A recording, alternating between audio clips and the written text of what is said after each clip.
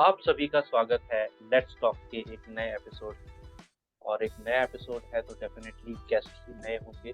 तो आज की गेस्ट हैं डॉक्टर गायत्री देशमुख और डॉक्टर गायत्री ने अपने करियर की शुरुआत 17 साल की उम्र में बतौर लेखक की।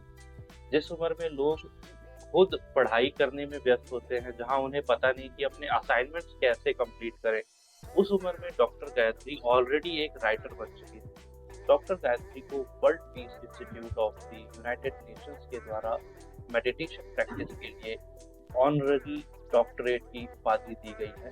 तो congrats once again from our side doctor Gayatri. बहुत बहुत अब धन्यवाद। तो कैसा लगा डॉक्टर गायत्री आपको हमारे शो में?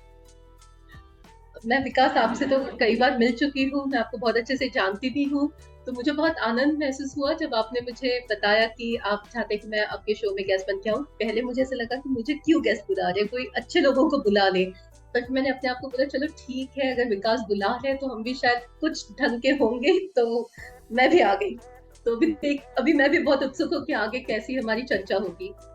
जैसे आप एक डॉक्टर हैं और मुझे ऑलरेडी नॉलेज है, बट कई लोगों को ये नॉलेज नहीं होगी, तो आप किस तरह की डॉक्टर हैं? आप किस तरह के पेशेंट्स का इलाज करते हैं?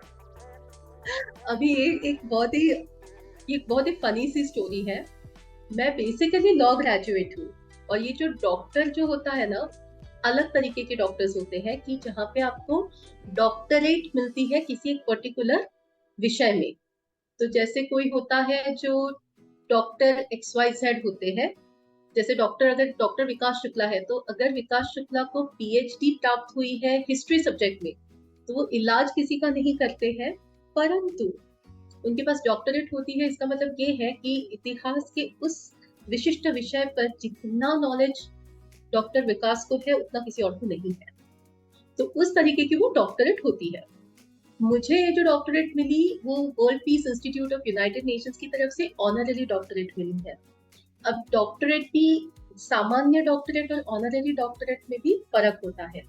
सामान्य डॉक्टरेट जो होती है उसको सामान्य नहीं बोल सकते, क्योंकि वो डॉक्टरेट जो सामान्य तौर पे हम लोग देखते हैं कि लोग पीएचडी लगाते हैं अपने नाम के आगे, उन लोगों ने बहुत मेहनत करी होती है, थीसिस लिखे होते हैं, उनके गाइड होते हैं पीएचडी के जो उनको बताते हैं कि किस तरीके से आगे जाना है।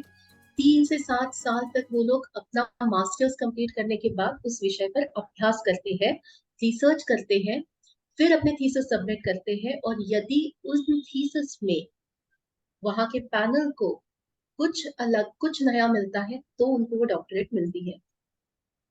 मुझे जो डॉक्टरेट मिली है उसके लिए मुझे कोई थीसिस फाइल करनी नहीं पड़ी।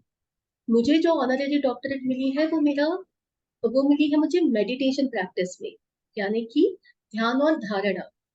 अब मेडिटेशन प्रैक्टिस में मैं पिछले कई साल से इस प्रैक्टिस में हूँ।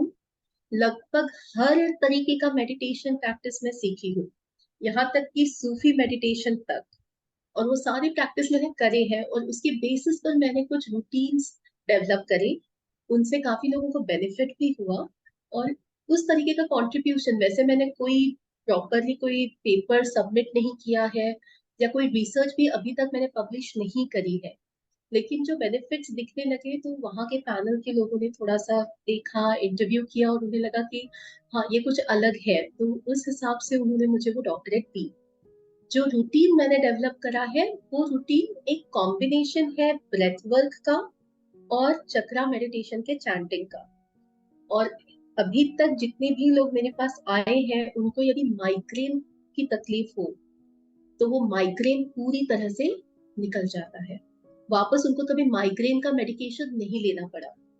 यहाँ तक कि मेरे पास जब एंजाइटी अटैक्स, पैनिक अटैक्स के भी लोग आते हैं, वो कई बार ऐसे लेवल पे होते हैं कि साइकियाट्रिस्ट से वो मेडिकेशन ले रहे हैं, साइकोलॉजिस्ट के पास भी जा चुके हैं, पर साल 2 साल 3 साल उनको कोई फर्क नहीं पड़ा है।